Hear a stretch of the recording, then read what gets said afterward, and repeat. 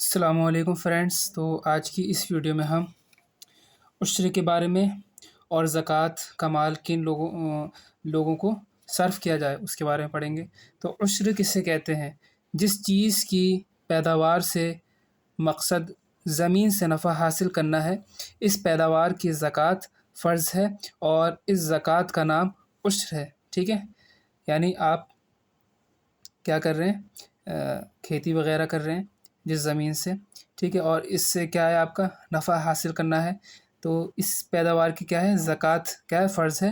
اور اس زکوٰۃ کا جو نام ہے اس کو ہم کیا کہتے ہیں؟ عشر کہتے ہیں، یعنی 10واں حصہ، اس لیے کہ اکثر صورتوں میں 10واں حصہ فرض ہوتا ہے، اگرچہ بعض صورتوں میں 20واں حصہ بھی فرض ہوتا ہے۔ اب کن صورتوں میں 10واں حصہ فرض ہوگا اور کن صورتوں میں 20واں حصہ فرض ہوگا؟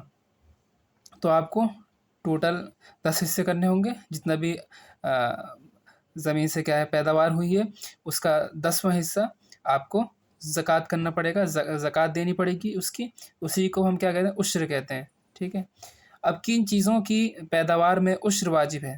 جیسے گیہوں ہو گیا، جو ہو گیا، جوار ہو گیا، باجرہ وغیرہ ہو گیا، دھان ہو گیا، اور ہر قسم کے غلے اور اخروٹ ہو گیا، بادام، اور ہر قسم کے میوے، روئی، پھول، گنا، خربوز، تربوز، کھیرا، ککڑی، بیگن، اور ہر قسم کی جو ترکاری ہے سب میں عشر واجب ہے۔ جتنی بھی یہ پیداوار ہیں تو ان سب میں کیا ہے؟ عشر واجب ہے، یعنی ان کا آپ کو 10واں حصہ کیا کرنا پڑے گا؟ زکوٰۃ دینی پڑے گی۔ اب تھوڑا پیداوار ہو یا زیادہ پیداوار ہو، چاہے زیادہ اگا ہو یا کم پیدا ہوا ہو، ٹھیک ہے، زمین سے، تو آپ کو اس میں بھی 10واں حصہ دینا ہوگا۔ ٹھیک ہے، 9 یا 8واں حصہ نہیں دینا پڑے گا، 10واں حصہ۔ کن صورتوں میں 10واں حصہ اور کن صورتوں میں 20واں حصہ واجب ہوتا ہے؟ تو کون کون سی صورتیں ہیں کس میں آپ کو 10واں حصہ دینا پڑے گا، کس میں آپ کو 20واں حصہ دینا پڑے گا؟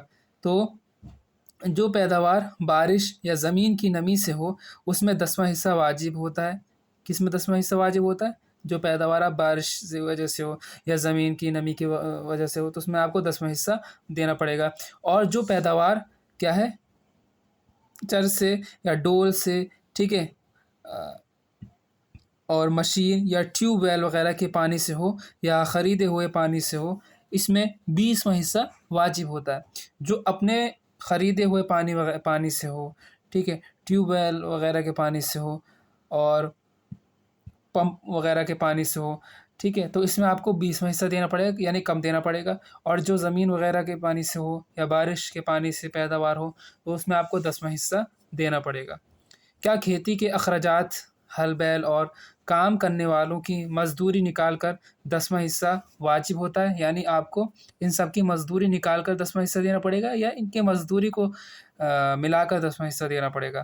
تو نہیں، کھیتی کی اخراجات نکال کر 10واں حصہ یا 20واں نہیں واجب ہوتا، بلکہ پوری پیداوار پر ہوتا ہے۔ یعنی آپ کو پہلے 10واں حصہ نکالنا ہے، اس کے بعد آپ کو ان کی جو مزدوری ہے وہ آپ کو دینی ہے۔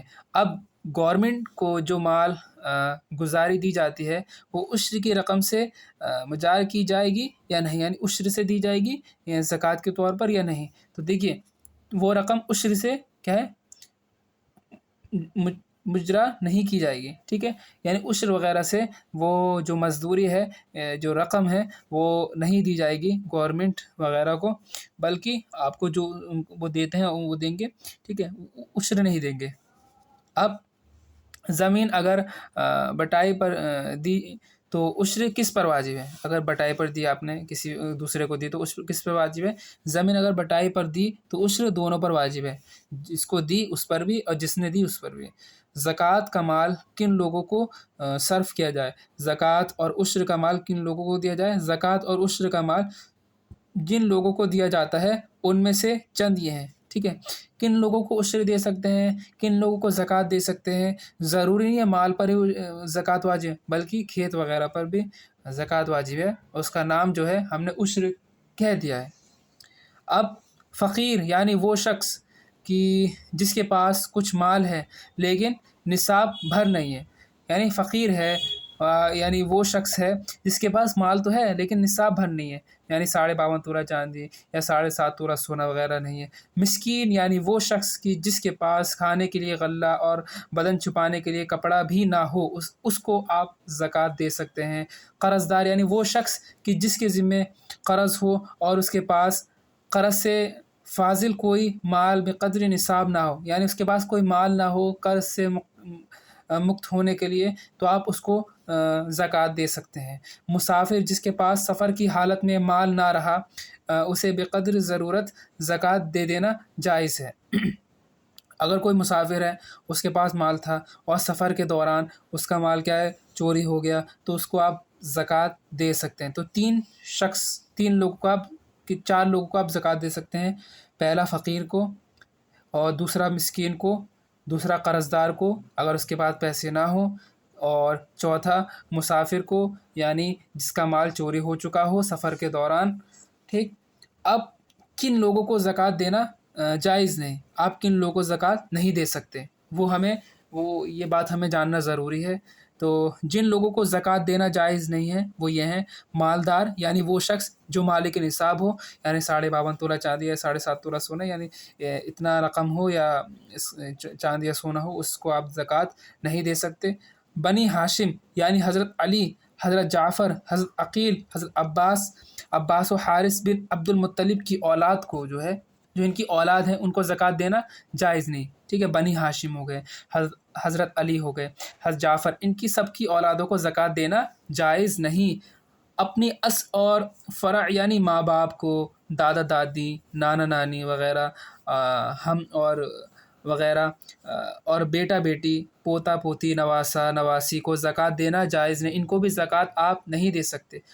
عورت اپنے شوہر کو اور شوہر اپنی عورت کو اگرچہ مطلقہ ہوتا وقتیہ عدت میں ہو، زکوٰۃ نہیں دے سکتا۔ اگر عدت وغیرہ میں عورت ہے تو عورت اپنے شوہر کو اور شوہر اپنی عورت کو زکوٰۃ نہیں دے سکتے۔ ٹھیک، مالدار مرد کے نابالغ بچے کو زکوٰۃ نہیں دے سکتا۔ ٹھیک ہے، اگر مالدار مرد ہے، کوئی مالدار کے بچہ ہے تو اس کو آپ زکوٰۃ نہیں دے سکتے۔ مالدار کی بالغ اولاد کو جبکہ مالک نصاب نہ ہو دے سکتا ہے۔ اگر مالدار کی بالغ اولاد ہے، ٹھیک ہے، اور وہ مالک نصاب نہیں ہے تو آپ اس کو زکوٰۃ نہیں دے سکتے۔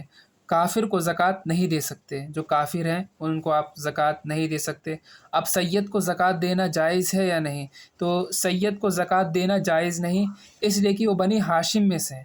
کس میں سے ہیں؟ بنی ہاشم میں سے ہیں، حضرت علی کی نسل میں سے ہیں، تو ان کو زکوٰۃ نہیں دے سکتے۔ عالم کو زکوٰۃ دینا جائز ہے یا نہیں؟ ٹھیک ہے، عالم اگر سنی ہو، ٹھیک، سنی صحیح العقیدہ ہو اور صاحب نصاب نہ ہو تو اسے زکوٰۃ دینا جائز ہے، بلکہ جاہل کو دینے سے افضل ہے۔ مطلب آپ جو جاہل ہیں، اگر کوئی عالم وغیرہ ہیں اور ان کے پاس اتنا پیسہ نہیں ہے، صاحب نصاب نہیں، جیسے میں نے بتایا، تو ان کو زکوٰۃ دے سکتے ہیں، بلکہ افضل ہے جاہل سے بہتر ہے ان کو زکوٰۃ دینا۔ ٹھیک ہے، تو اور اس میں ہے وہابی کو زکوٰۃ دینا جائز ہے نہیں؟ وہابی کسی دوسرے مرتد اور بد مذہب کو زکوٰۃ دینا جائز نہیں، کسی وہابی وغیرہ کو آپ زکوٰۃ نہیں دے سکتے۔ زکوٰۃ کا پیسہ مسجد میں لگانا جائز ہے یا نہیں؟ زکوٰۃ کا جو پیسہ ہوتا ہے وہ مسجد میں لگا سکتے ہیں یا نہیں؟ تو زکوٰۃ کی ادائیگی کے لیے مستحق کو مالک بنا دینا کیا ہے؟ ضروری ہے۔ جس کو آپ زکوٰۃ دے رہے ہیں تو اس کو آپ مالک بنا دیں، یعنی جو آپ اس کو پیسہ دے رہے ہیں تو وہ اس پیسے کا کچھ بھی کرے، آپ کا کوئی اس میں لینا دینا نہیں ہے، اس کو کہتے ہیں مالک بنانا۔ لہٰذا زکوٰۃ کا مال مسجد میں لگانا اور مدرسہ تعمیر کرنا یا اس سے میت کو کفن دینا اور پل، سرائے یا سڑک بنوانا، نہر یا کنواں کھدوانا جائز نہیں۔ تو اس سے یہ پیسہ، زکوٰۃ کا پیسہ مسجد میں لگانا یا مدرسہ بنوانا یا پل یہ سب بنوانا، سڑک بنوانا، یہ جائز نہیں ہے۔ یعنی اگر ان چیزوں میں زکوٰۃ کا مال خرچ کرے گا تو زکوٰۃ ادا نہ ہوگی۔ ٹھیک ہے، اگر ان چیزوں میں اگر آپ کوئی شخص زکوٰۃ خرچ کرتا ہے مسجد وغیرہ میں مسجد میں دینے سے، مدرسے میں دینے میں، اور امام صاحب کی تنخواہ وغیرہ میں، مدرسین کی تنخواہ وغیرہ میں، تو اس سے زکوٰۃ کیا ادا نہیں ہوگی۔ کچھ لوگ اپنے آپ کو خاندانی فقیر کہتے ہیں، ان کو زکوٰۃ اور غلہ کا عشر دینا جائز ہے یا نہیں؟ یعنی کچھ لوگ ایسے ہوتے ہیں جو کہتے ہیں کہ ہم خاندانی کیا ہیں، فقیر ہیں، تو ان کو زکوٰۃ دینا کیا ہے یا عشر دینا جائز ہے یا نہیں؟ اگر وہ لوگ صاحب نصاب ہوں تو انہیں زکوٰۃ اور عشر دینا جائز نہیں۔ اگر وہ لوگ جو اپنے آپ کو فقیر کہتے ہیں، اگر ان کے پاس 52.5 تولہ چاندی یا 7.5 تولہ سونا، مالک نصاب وغیرہ ہیں، تو ان کو زکوٰۃ دینا جائز نہیں ہے۔ ہاں اگر صاحب نصاب نہ ہو تو دے سکتا ہے۔ اب جن لوگوں کو زکوٰۃ دینا جائز نہیں، کیا ان لوگوں کو غلہ کا عشر اور فطرہ بھی دینا جائز نہیں؟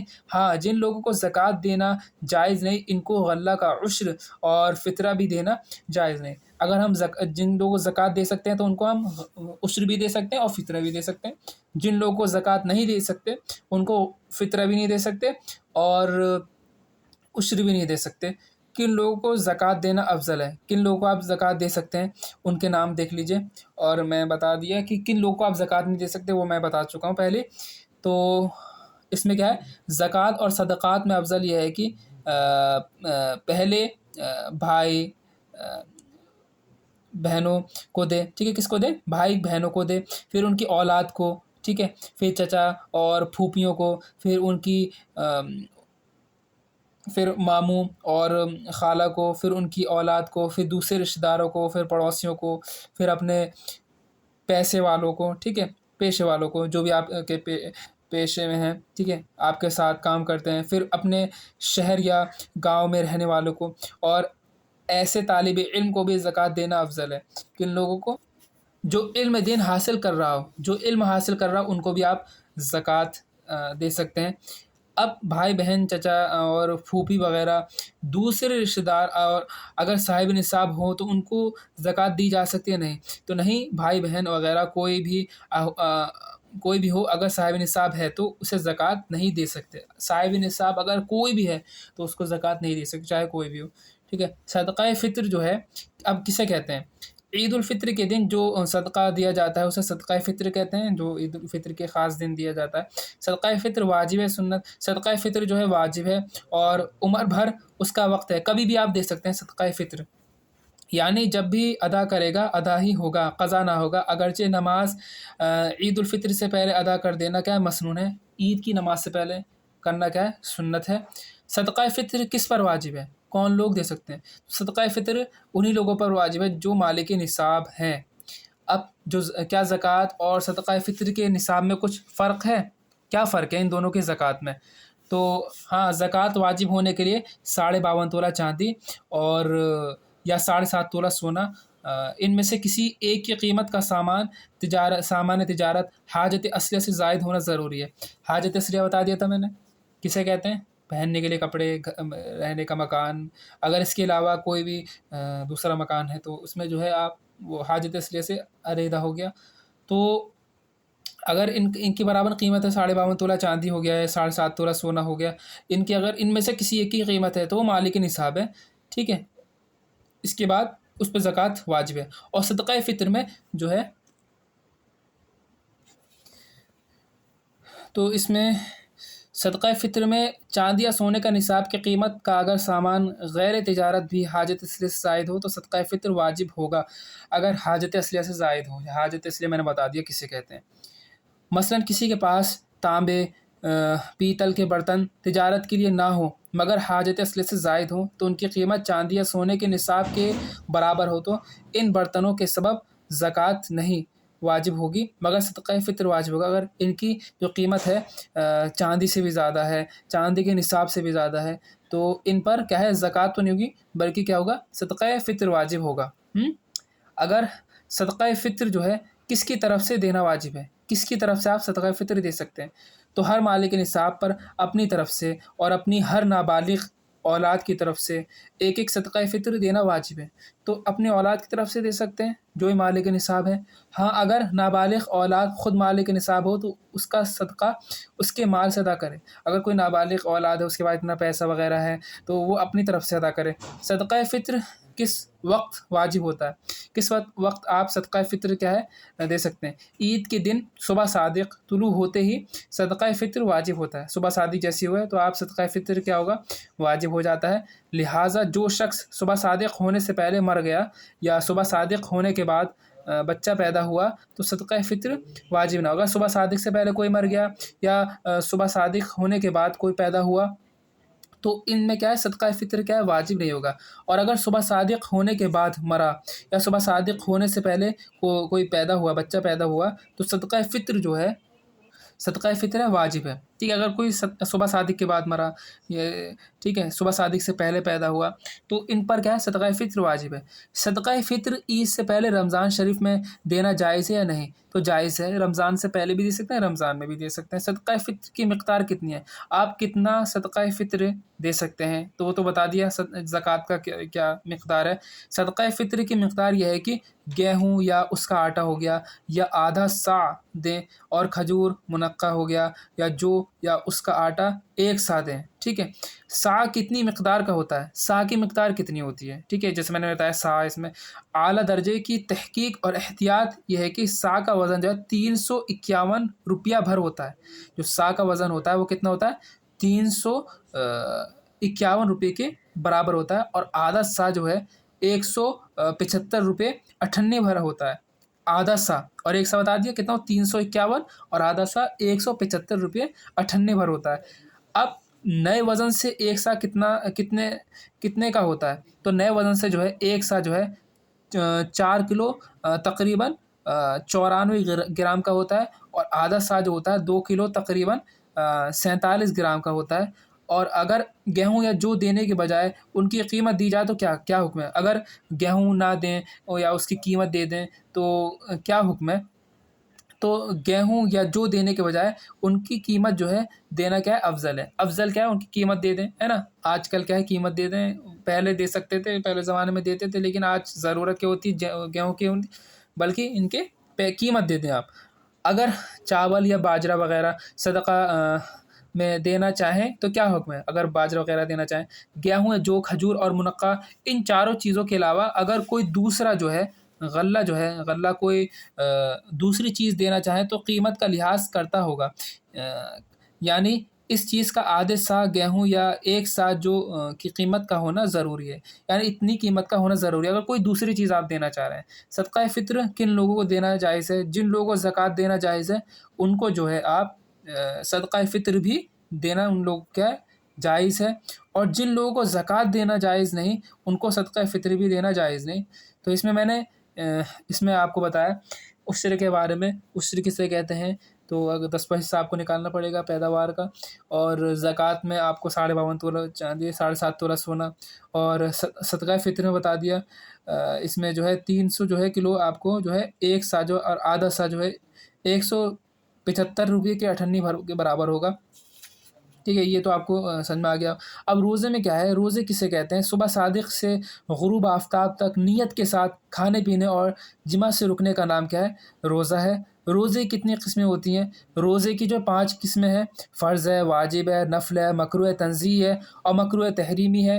پھر فرض کی 2 قسمیں، فرض کی بھی 2 قسمیں، فرض معین، فرض غیر معین. اور واجب کی بھی 2 قسمیں ہیں، واجب معین اور واجب غیر معین ہے نا. ان کی قسمیں یاد رکھیں. فرض معین کون سا روزہ ہوتا ہے؟ جو فرض معین ہوتا ہے کون سا روزہ ہم اس میں کہیں گے؟ تو رمضان شریف کے جو روزے ہیں اس کا وقت پر ادا کرنا کیا ہے؟ فرض معین ہے. اس روزے کو ہم فرض معین کہیں گے. اور فرض غیر معین کون سا روزہ ہوتا ہے؟ رمضان شریف کے روزوں کی قضا اور کفارہ کا روزہ فرض غیر معین ہے. اگر ایسے رمضان کا روزے قضا ہو جاتے ہیں یا اس کا کفارہ دیتے ہیں 60 مسکینوں کھانا کھلاتے ہیں یا ایک مسکین کو 60 دن تک کھانا کھلاتے ہیں تو اس کفارے کو ہم کہتے ہیں فرض غیر معین. اور واجب معین کون سا روزہ ہوتا ہے؟ کسی خاص دن یا خاص تاریخ میں روزہ رکھنے کی منت مانگی یا اس خاص دن یا خاص تاریخ میں جو روزہ واجب ہوتا ہے نا. کسی خاص دن میں منت کا روزہ ہوتا ہے تو اس کو واجب معین کہتے ہیں. اور جیسے کسی نے منت مانگی اگر میرا لڑکا تندرست ہو گیا تو میں جمعہ یا پہلی محرم کو روزہ رکھوں گا.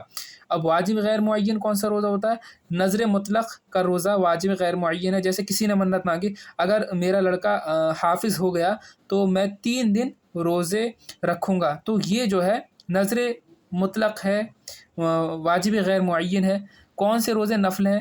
نفل کی 2 قسمیں، نفل مسنون اور نفل مستحب جیسے جو ہے 10ویں اور اس کے ساتھ 9ویں محرم کا روزہ، اور ہر مہینے کی 13ویں 14ویں 15ویں اور عرفہ کا روزہ، پیر اور جمعرات کا روزہ، شوال میں عید الفطر کا روزہ جو 6 روزے رکھے جاتے ہیں، 6 روزے، اور سوم اور داؤد علیہ السلام، یعنی ایک دن روزہ ایک دن افطار، ایک دن روزہ رکھنا ایک دن افطار کرنا ہے نا، پورے دن روزہ رکھنا، کھانا نہیں، ایک دن افطار کرنا، تو یہ سوم داؤد ہو گیا۔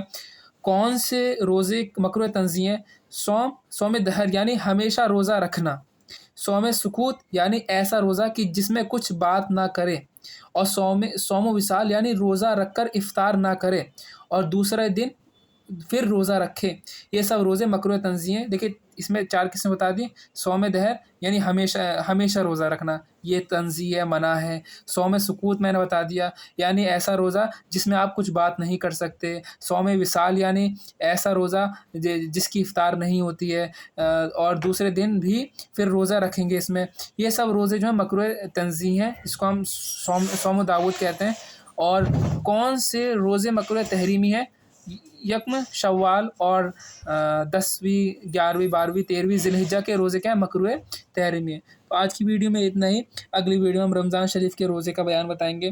اگر یہ ویڈیو اچھی لگی ہے تو اسے لائک کریں، شیئر کریں اپنے فرینڈس میں۔ السلام علیکم۔